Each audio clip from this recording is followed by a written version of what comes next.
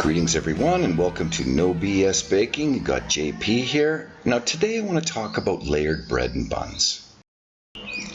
I mean, who doesn't love a nice layered cheese and onion bread, or one of the many ethnic variations of wonderful layered breads produced around the world?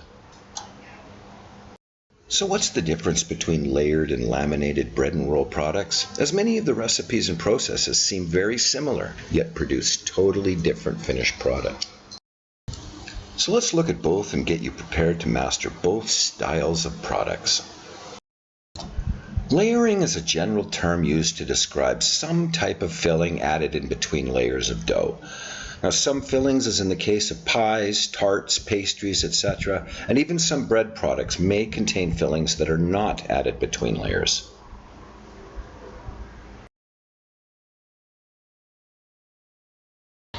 One of the most common and simplest layering techniques is basically just rolling out your rested dough, adding your topping of choice, and then forming it into a tube. Now from here you can place the dough on or in a baking pan or cut into roll-sized pieces.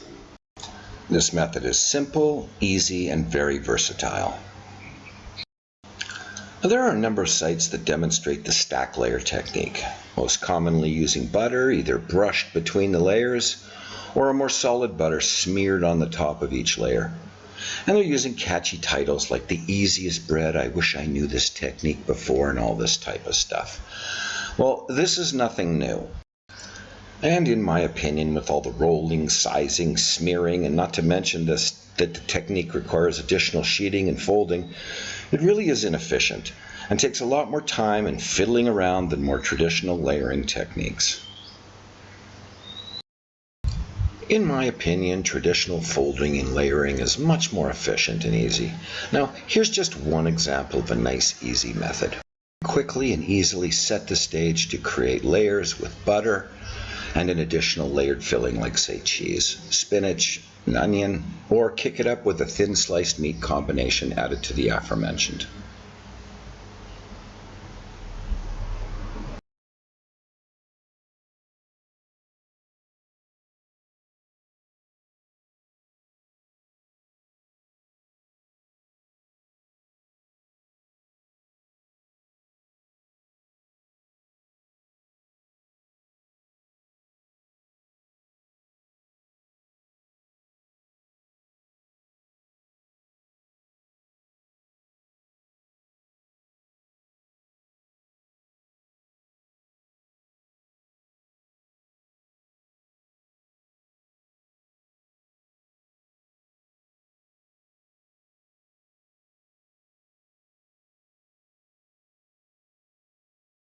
Now, obviously, layered breads often do not require fat between the layers like many pastry.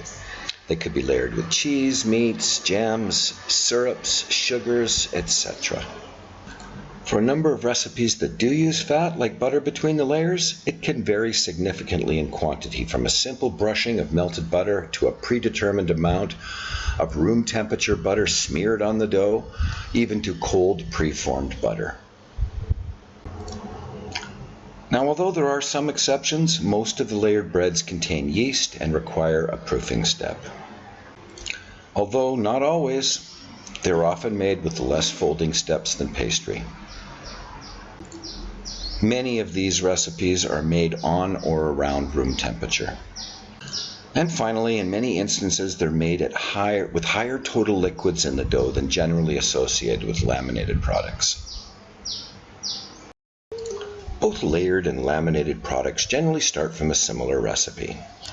I always recommend starting with a strong white flour to ensure your dough can carry the quantity of fats or other goodies you want in the finished product. Salt, I always recommend a minimum of 2% when making a new recipe. Then you got your variables, depending on the type of the product and finished characteristics you're looking for. Some have fat incorporated in the dough side, others do not. Layered breads generally contain yeast, whereas some laminated products may or may not. Sugar or sweetener of some type may or may not be added, but most often is. And of course, you'll have liquid to hydrate your flour and create a dough that is firm enough to carry all the goodies you'll be adding, as well as provide you with the characteristics you're looking for. Here are some common ranges used in both layered breads and laminated products. So now let's look at some basic rules for creating these products. As a general rule, as the quantities of fats or fillings layered into the product increases in weight, water is reduced. Any high liquid items like eggs, say as an example, are always included in the total dough hydration percent.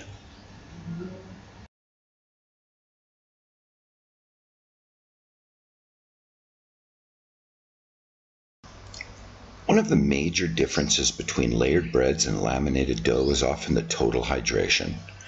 Laminated products like pastry and croissants are often much lower in total hydration, using fat layers to provide that light, often flaky texture, whereas layered breads may be higher for a softer, more fluffy bread-style crumb.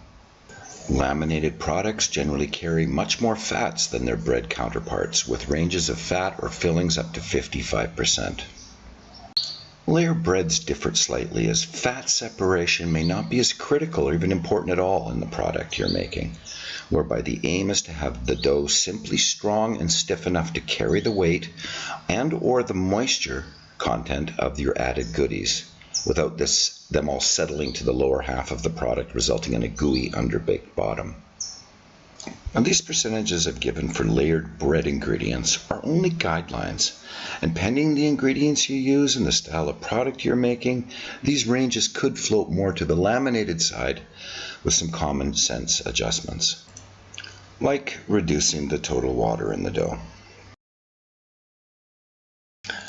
For layered breads, a range is somewhere from about 5 to 20%. Now, at these levels, most flour will be able to carry the ingredients in the layers, using a total water percentage common with breads. Now, exceeding this level can be done, but a strong flour is preferred and a reduction in total dough hydration is often required. The heavier or wetter the ingredients used in the layer, water in the dough is reduced as a rule. With respect to layered breads where butter is used for creating some type of layering in the product, many videos I've seen are misleading. Melted butter brushed onto layers or room temperature butter smeared on dough and then folded and processed is not proper fat layering process. What I see many of these channels demonstrating is how to make buttered flavored breads as hard and labor intensive as possible. If you want to actually create defined layers, then you need your dough and fat cool. 50 to 60 degrees Fahrenheit is perfect. This reduces the issue of butter being absorbed by the dough, creating a more defined layer effect in your product. Some demos I've seen, they don't even refrigerate the layered dough. Others may be given an arbitrary number like, I don't know, put it in the fridge for 20 minutes or something like that. When working with butter layers, always keep your dough cool. 50 degrees to a temperature ceiling of around 60 degrees Fahrenheit for the best results. Once all your layering or folding is complete, and maybe you even final shape the product, if you want, you can put it in the fridge overnight. Create some additional fermentation flavor and really cool down that butter for your final proofing and baking the following day. I've seen a number of channels demonstrating what they refer to as 1,000-layer bread. Now, this is a perfect example of the type of layering effect you can achieve with basic bread dough using higher hydration or weaker flours like AP or even blends with bread flour. Although the product looks interesting, I have mixed emotions, as I do not really want to peel and eat style bread. But hey, if this is what you're looking for, then there are many places on YouTube that show you how to make it. And surprise, it's just basic layering as we discussed in this video.